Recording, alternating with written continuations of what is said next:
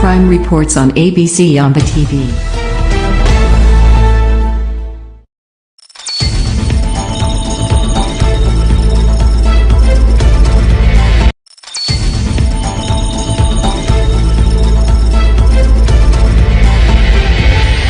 You're watching ABC Amba News. Crime reports on ABC Amba TV.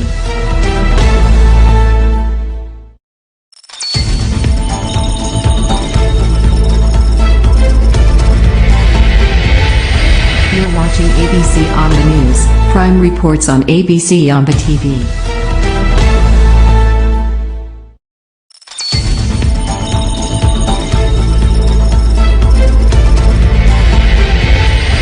You're watching ABC Amba News. Crime reports on ABC Amba TV.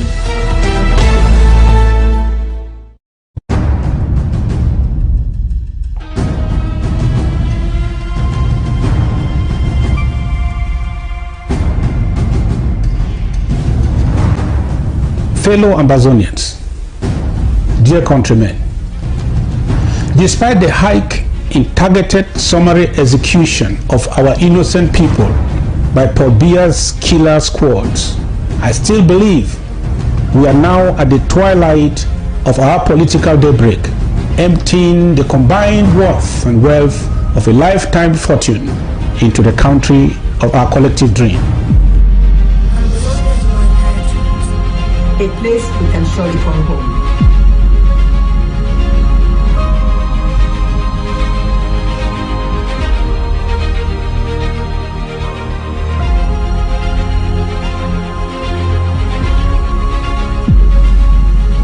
At last, my people, the wind of total liberation is sweeping through Ambazonia, our priceless inheritance. The land of our forebears. A place we can surely call home. A few years ago, a vicious dictator declared war on our sovereign nation of Ambazonia.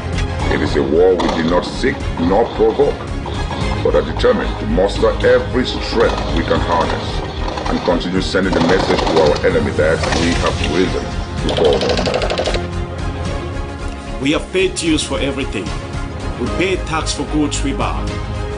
We pay fuel in our cars. We pay hospital bills and the dues for all other sacrifices. I can give all I have for the one hope that I have. Because I hate my CID. I'm actually proudly Amazonian.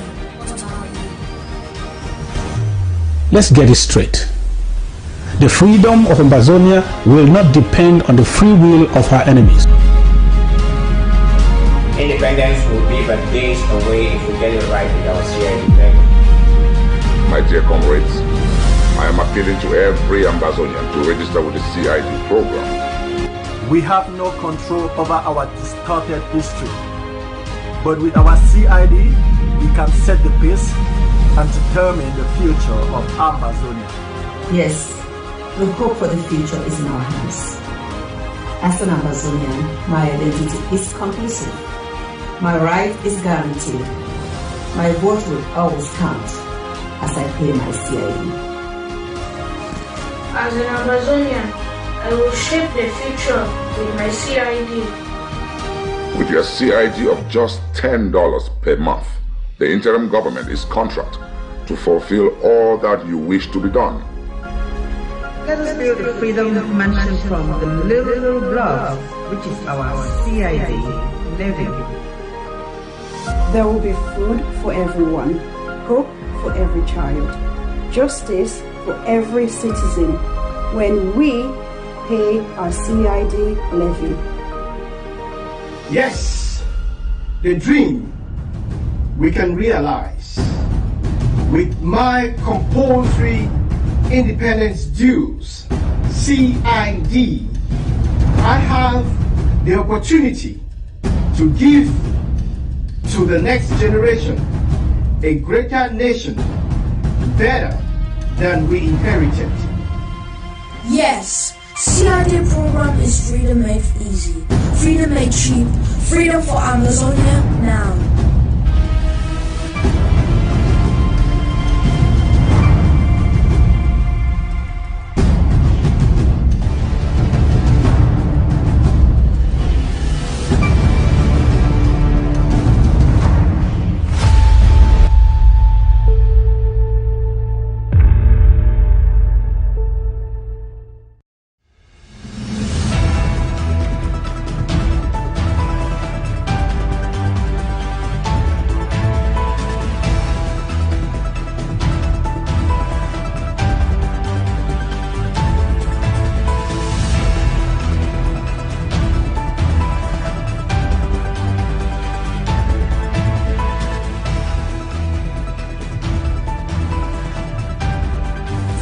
Cameroon uses cheap propaganda to claim effective school resumption in Ambazonia. The Ambazonian restoration forces rise up to minimize the wanton death and destruction committed by the République du Cameroun. Doctors Without Borders budgets 1.6 billion CFA for Mamfe County and donates hospital equipment. All over Ambazonia, the restoration forces show a mastery of bravery and continue to be a source of hope all over the diaspora. The Biden administration has just declared that the U.S. will work with the Taliban. Cristiano Ronaldo says he has not returned to Manchester United for a vacation.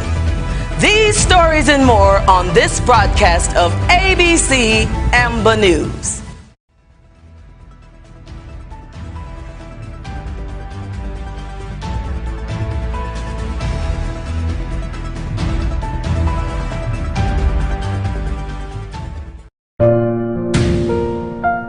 Don't you hate it when that happens to you? When it does, you need this and this and this. When it happens to me, I always know where to go. When you've got professionals on your side, your problems don't stand a chance. What are you waiting for? Contact them today and let them take care of your problems.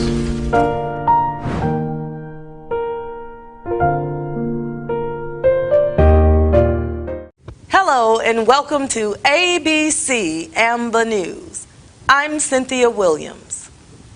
Vicious attempts by French Cameroon and her proxies to paint a picture of normalcy in Ambazonia through claims of effective school resumption is all just cheap propaganda. The reality on ground zero, through the pictures we're receiving, shows quite the contrary. The Southern Cameroon citizens are surely yielding to the advice of the interim government against school resumption, since the safety of school children is not guaranteed. Comfort Confor has the story. School resumption in the national territory of Ambazonia, as highly trumpeted by the La République du Cameroon-sponsored press, is just a farce. Live images coming in from Bambui, Tuba LGA of the northern zone show dilapidated classrooms infested with animal feces, cobwebs, and litter. The entire school campus is buried in overgrown grass and animals grazing on the premises. A typical school start-off in Ambazonia begins with cleaning of the school vicinities and rendered conducive for studies. But in this case, there is no sign of human lives on campus. Bambui is the host of the University of Bamenda, as well as numerous nursery, primary, and secondary schools. But as it stands, none of them is open. For obvious reasons, the locals of Bambui are not ready to speak on our cameras for fear of apprehension by the French Cameroon-backed marauders called the military, our informant said. ABC Amba News has equally gathered that some academic institutions have been coerced by the administrators of the invading regime with the criminal intent to convince the world that everything has returned to its status quo. Unfortunately, enrollment is timid since the parents and school children remain unsure of the unknown, given that the hostile military of the occupying regime are known for attacking school buildings and butchering the same children they are forcing to go to school, in order to sell their narrative that the Ambazonia Liberation Forces are the ones killing their own people. Apparently, the colonial governor of the Northwest region, Lele Lafrique, made a tour of some few schools in Bamenda City, accompanied by the military and the strictly state-censored press. to buttress their lies that there is normalcy in Ambazonia. That wrong move, like any other one they have made during these 5 years of unrest, was counterproductive. Because pupils have confessed that the presence of the governor, the military and the press in front of them was very intimidating. A 13-year-old girl admitted that she had goose pimples seeing them in her classroom for a couple of minutes. Some children said in a class of about 70, only 12 were present, and that they were all children of the colonial administrators and or their relatives. Comfort Convo on Prime Reports with ABC Amba News. The Ambazonian Restoration Forces in Boyo County rise up to their responsibility to ensure order and minimize the wanton destruction of life of the vulnerable civilian population via La République du Cameroon's brutality. Robert Bate has this report. Due to indiscriminate killings of the civilian population by La République du Cameroon armed forces, the Ambazonian Restoration Forces have temporarily suspended all activities, especially schools across Boyo County. School kids and students who showed up in some schools across Boyo, especially in Jinicom and Bello local government areas, received the news at closing time yesterday, September the 8th. They were told to stay home until there shall be an announcement in church or in the market asking them to come back to school. The Ambazonian Restoration Forces, whose prime responsibilities are to protect the lives of Ambazonian civilian population from the wanton destruction by French Cameroon Entente military, are currently sensitizing the local population to understand the situation. Many denizens who initially misunderstood the concept are today grateful. In spite of the lies that the leadership of the Ambazonian Restoration Movement was in support of school resumption, the local population is now coming to terms that the environment is not safe. This comes at a time when colonial government schools in these areas have been shut for 5 years now, and the lying genocidal state of French Cameroon has decided to send out propaganda that the denominational and private schools have witnessed geometric increase in new admissions recently. The interim government of the Federal Republic of Ambazonia continues to advise parents that the Ambazonian territory is not safe for any school resumption. Robert Bate on Prime Reports with ABC Amba News. Doctors Without Borders budgets 1.6 billion CFA for Mamfe, the capital town of Manu, and also donates hospital equipment.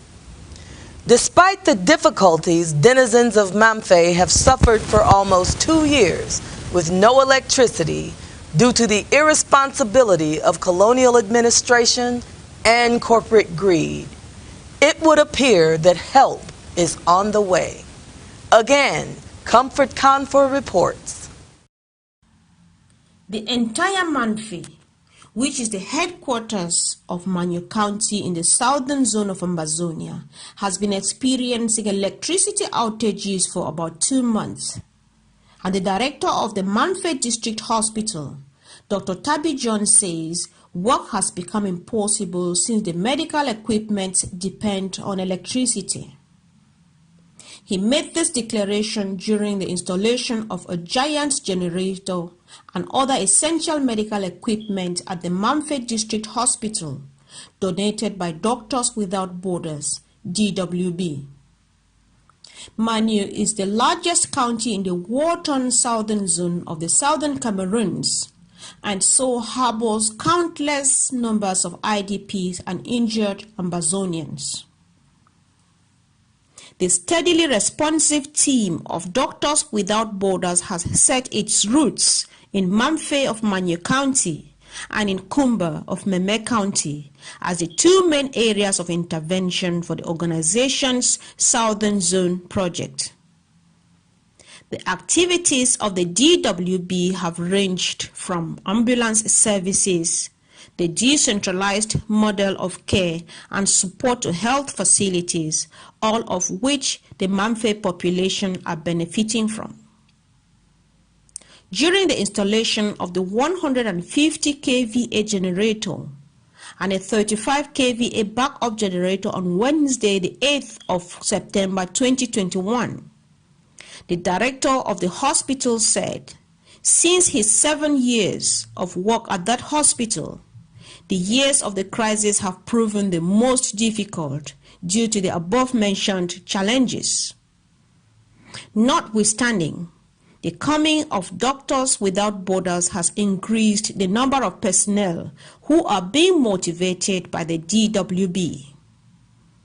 He added that the crucial medical supplies from the organization are constant, and free treatments to patients have made work easier and more exciting. The donation of the generators is very timely, the doctor concluded. According to the statistics presented by the emergency coordinator of DWB for the Southern Zone of Ambazonia, the International Humanitarian Organization has trained 52 community health workers and equipped them with medications to treat mild illnesses such as malaria and diarrhea in Mamfe alone. In total, there are 95 staff under the DWB's incentives in Mamfe as opposed to 70 in Kumba. Inhabitants of the Mamfe community have expressed gratitude and have confirmed that Doctors Without Borders have taken care of many health situations that otherwise would have been degenerated.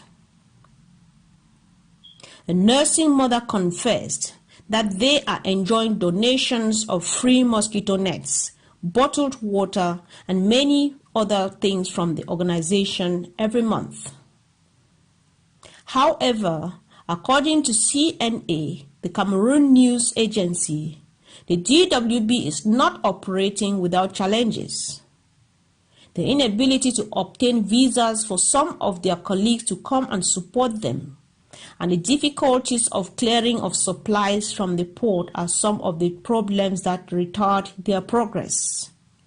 Comfort Convo on Prime Report with ABC Amba News. From Indian to Bui, Momo to Boyo, and all over Ambazonia, the Restoration Forces' show of mastery and bravery continues to be a source of hope and support for Ambazonians both at home and abroad.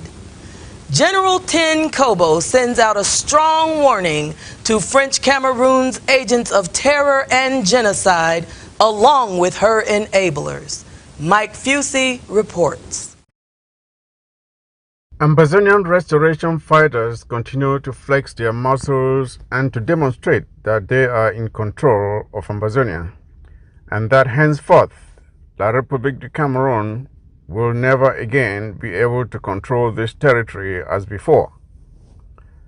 They are also taking steps to ensure that areas that have previously been unwilling to respect the Monday ghost towns, otherwise known as country Sundays, are compelled to do so or face the consequences. 2 days ago, Field Marshal Ten Kobo issued a stern warning to the town of Ikondo Titi for failing to respect ghost towns as required. He also warned La République du Cameroun soldiers stationed in Ikondo Titi to understand that their days are numbered. It must be recalled that he is nicknamed Talk and Do, implying that he does what he says. This outing by Field Marshal Ten Kobo was preceded by the dramatic storming of the town of Oku by Field Marshal No Pity which till recently had failed to respect the Monday Ghost Downs as well. General Grandpa of Bali has also demonstrated his control over the territory by instituting a ban on the circulation of four-wheeled vehicles in response to the ban on the circulation of motorbikes called for by the Colonial DO for Meza. Recently, General Grandpa also suspended the activities of the pastor of the Presbyterian Church in Tomfon and that of the moderator of the Presbyterian Church for their failure to name those responsible for the murder of Madame Grace, who was killed while worshipping in that church. Le BLM has been a no-go zone for La République du Cameroon for quite some time now. The Bui warriors are giving it to the scout soldiers of La République du Cameroon in grand style. The Manu Tigers have also stepped up their control of the roadways linking Ambazonia and Nigeria in recent months, as well as restricting the exploitation of natural resources by La République du Cameroon in that county. Going forward, the message is becoming clearer and clearer that Ambazonia is slowly but surely taking control of its territory. It is safe to say that the morale among the Ambazonian restoration fighters is high, especially as they see the amount of money being raised by the draft, which gives them the assurance that they will be able to acquire the tools they need to fight the enemy forces of La République du Cameroon. The story is not the same on the side of La République du Cameroon soldiers. Their morale is low as they see their colleagues being blown to pieces every day in Ambazonia. Many have escaped to neighboring countries, and those remaining are wondering what they are fighting for, especially as scandals keep coming out revealing how their commanders and some ministers are feeding fat on money meant to fight the war, while they can't even get the bonuses they deserve for risking their lives. How much longer will the soldiers of La République du Cameroon continue to risk their lives for this unjust and unwinnable war declared by great-grandfather Paul Biya? Only time will tell, but things are not looking good for La République du Cameroon. Mike Fusey for Prime Report on ABC Amba News.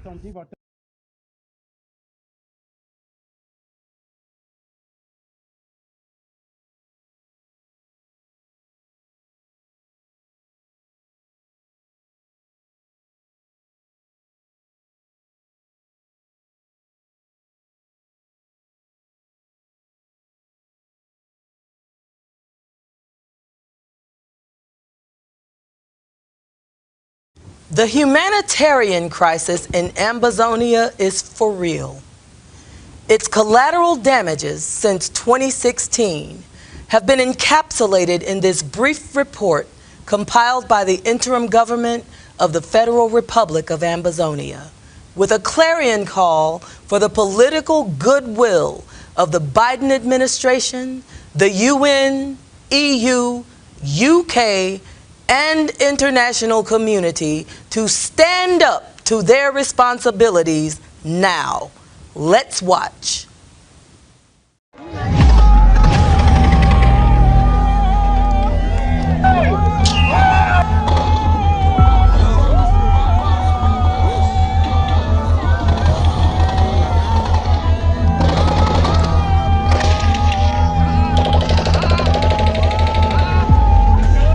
It is very possible that before you finish watching this news report, one or more Ambazonian would have been killed in the ongoing conflict in the southern Cameroons.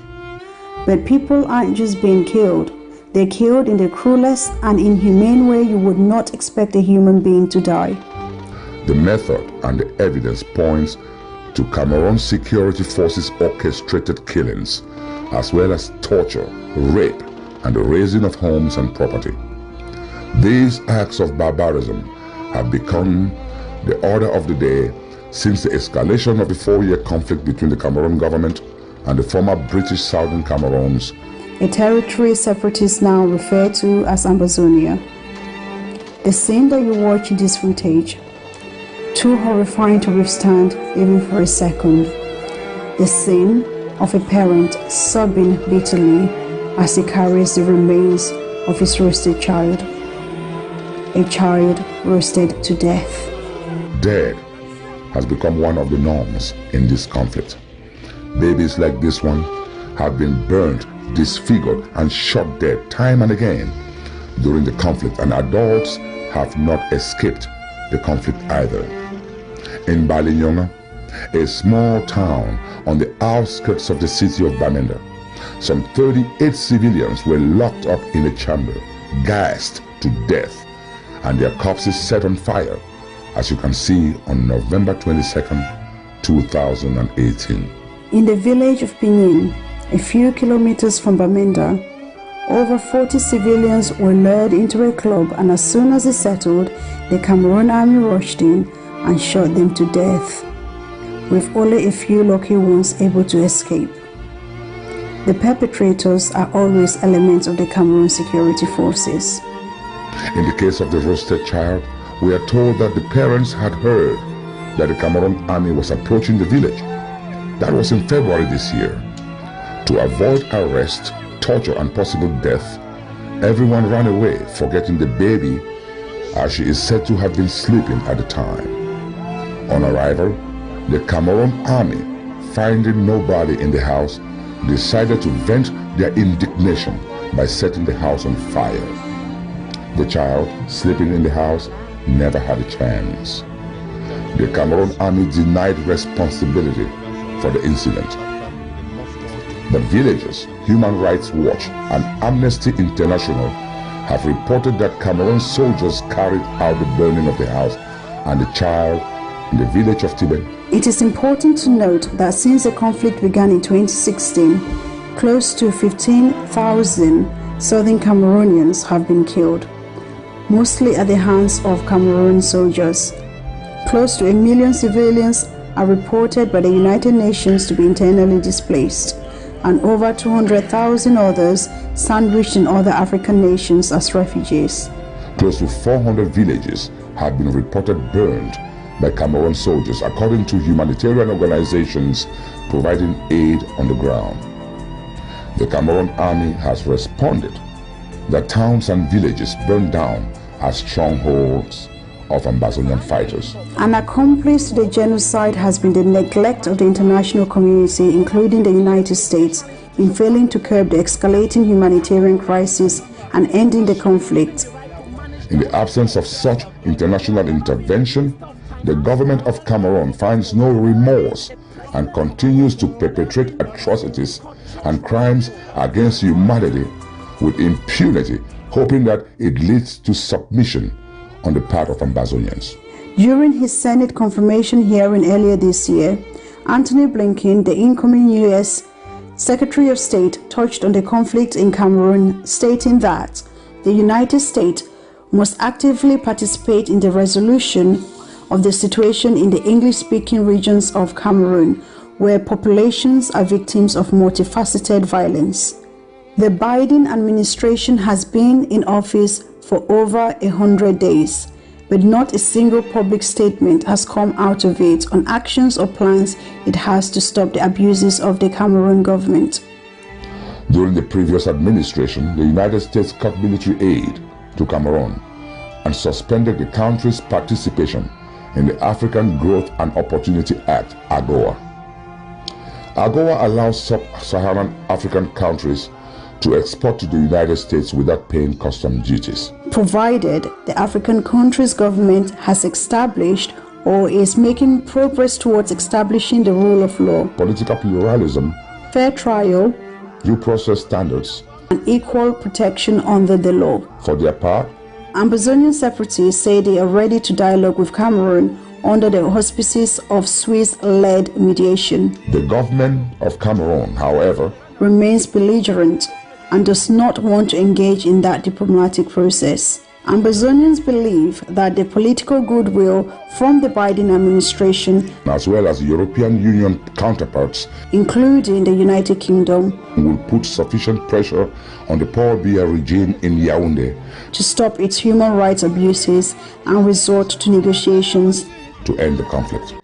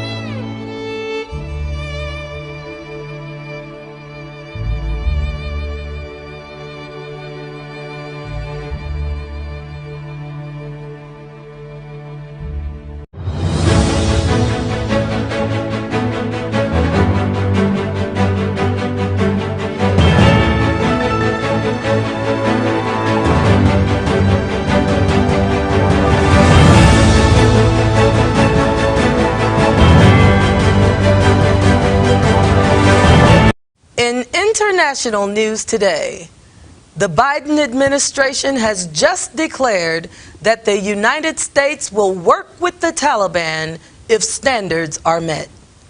Our political correspondent Tar PK reports.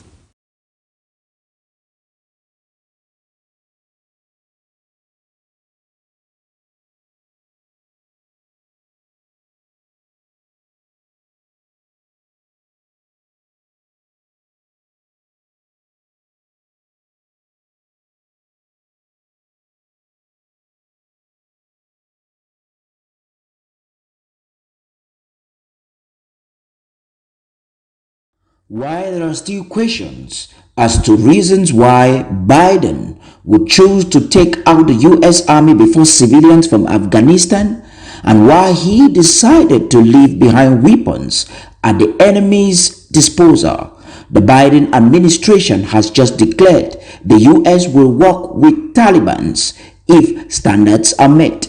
The United States has a message for the Taliban. If it lives up to all its commitments, brings greater stability to Afghanistan and the region, demonstrate widespread inclusion, and protect the gains of the last 20 years, we will work with it. But U.S. Deputy Ambassador Jeffrey De Laurentiis, who declared the message at a UN Security Council meeting on Thursday, stressed that any legitimacy and support will have to be earned. He said the standards the international community has set are clear and include facilitating safe passage for Afghans and foreign nationals who want to leave Afghanistan and respecting the country's obligations under international humanitarian law, including those related to the protection of civilians. We are watching closely to see that those standards are met, he said. The Laurentiis told the council that following the U.S. withdrawal and the Taliban takeover, Afghanistan needs the United Nations and the UN political mission in the country more than ever. He said the United States remains committed to the people of Afghanistan, and as a country's largest humanitarian donor, it is helping partners on the ground provide assistance, but the needs are vast. With the diplomatic footprint in the country reduced, the Laurentiis said the UN has a vital important role to play, not only in coordinating aid but in preventing human rights violations and abuses and pursuing accountability for those that have occurred, and in protecting children and civilians. The concern is that the Taliban named an all-male Afghan cabinet including a minister wanted by the FBI. The Taliban have announced an all-male caretaker government including an interior minister wanted by the FBI on a day when at least 2 people were killed by violent policing of street protests against the new authorities. The leadership unveiled on Tuesday is drawn entirely from a Taliban ranks despite promises of an inclusive cabinet and many of its senior figures are on UN sanctions list, which is likely to complicate the group. Late on Tuesday, a U.S. State Department spokesman said, "We note the announcement list of names consists exclusively of individuals who are members of the Taliban or their close associates and no women. We also are concerned by the affiliations and track records of some of the individuals. We understand that the Taliban has presented this as a caretaker cabinet. However, we will judge the Taliban by its actions, not words." The State Department renewed its call on the Taliban to offer safe passage to U.S. citizens as well as Afghans looking to leave. Afghanistan will once more be officially known as an Islamic Emirate, as it was under Taliban rule in the 90s, and its chief Hibatullah Akhundzada will be supreme leader. ABC Amba News editorial believes the U.S. current policy towards Afghanistan is conflicting and without any clear-cut stance from the Biden's administration. The situation may get worse in the days ahead. We will continue to have a close watch and hopefully expect updates as the story unfolds. On Prime Reports with ABC Amba News. In Morocco, the National Rally of Independence, led by billionaire agriculture minister Aziz Akhnak, took 97 of the 395-seat parliament, followed by the Party of Authenticity and Modernity with 82 seats, and the conservative Istiqlal with 78 seats. Our correspondent from Nigeria, Eunice Momo, reports. Most seats in the country's parliamentary elections, followed by another Labour Party, Party of Authenticity and Modernity, while co-ruling Moderate Justice and Development Party Islamist suffered a crushing defeat. Preliminary results showed on Thursday. National Rally of Independence, led by billionaire agriculture minister Aziz Akhnak, took 97 of the 395-seat parliament, followed by Party of Authenticity and Modernity with 82 seats and the conservative Istiqlal with 78 seats.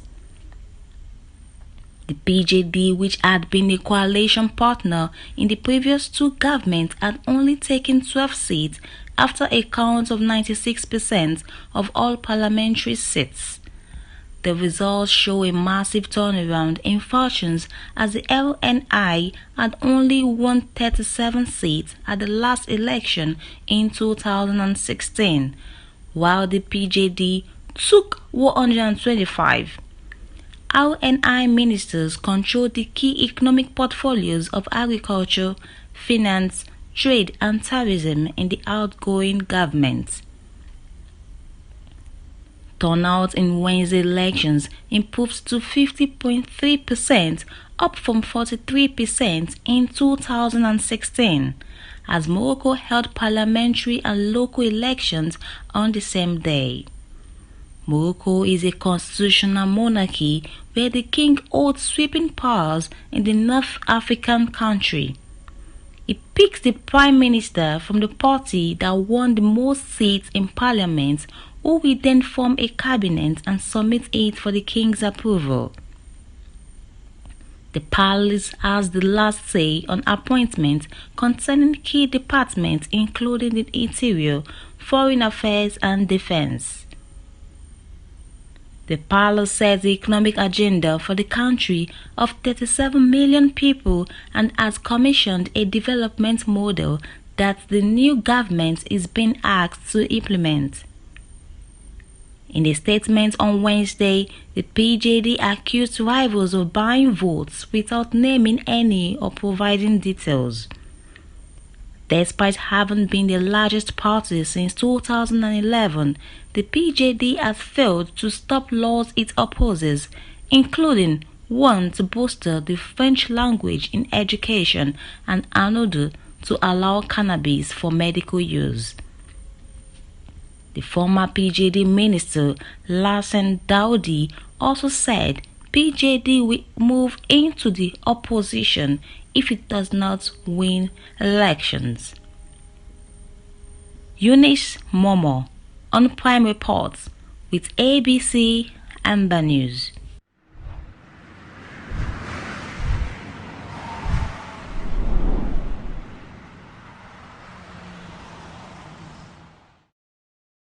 In business news, Samsung Electronics' decision on a new U.S. chip location in the United States is imminent. This according to Williamson County, Texas Judge Bill Gravel in a Reuters interview on Thursday. Samsung has said it would start construction on the $17 billion, 6 million square foot plant in January 2022. And the plant will be up and running by the end of 2024. The company has said that no decision has been finalized.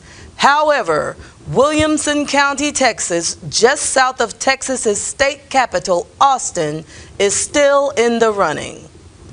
The factory would mark Samsung's second U.S. chip factory and comes at a time when the global auto industry faces a significant semiconductor shortage. Gravel is the county's top elected official and has been in charge of local negotiation with Samsung. He told Reuters he is confident Samsung would pick their site. Samsung has already started taking bore samples and commenced a land survey, engineering, and design work. According to Gravel, Williamson County, which is a home to Dell Technologies Inc. headquarters and a future Apple Inc. campus, has worked hard to woo Korean Samsung officials over the last 8 months. Williamson County commissioners on Wednesday passed an extensive incentive package that would rebate Samsung 90% of property taxes for the first 10 years and 85% for the following 10 years if the company meets certain construction deadlines and creates 1,800 full-time jobs. A separate property tax incentive deal with the city of Taylor would provide Samsung with $314 million in tax breaks over the next 10 years. We will bring you more on this story as it develops.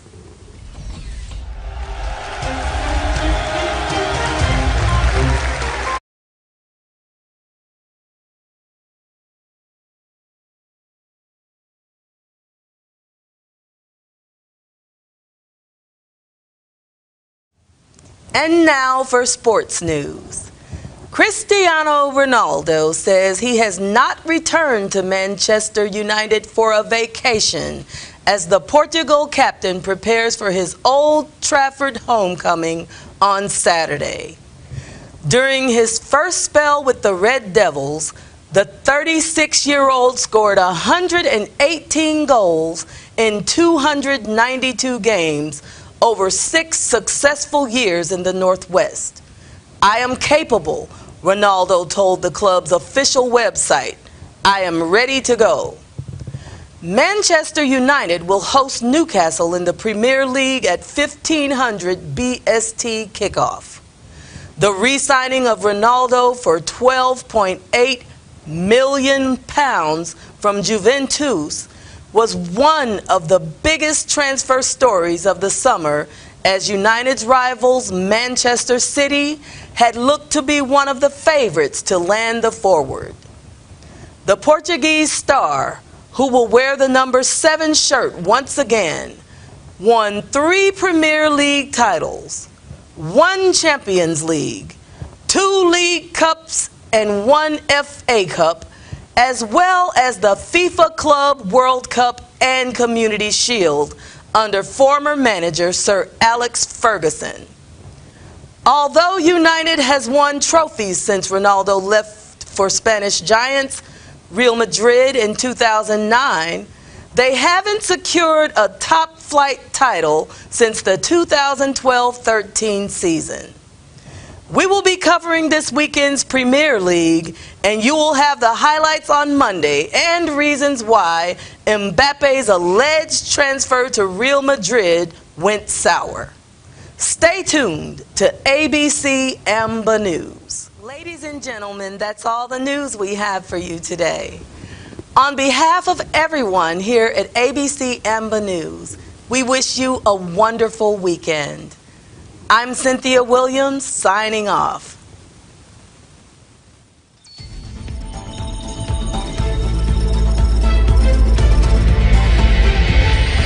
You're watching ABC Amba News, Prime Reports on ABC Amba TV.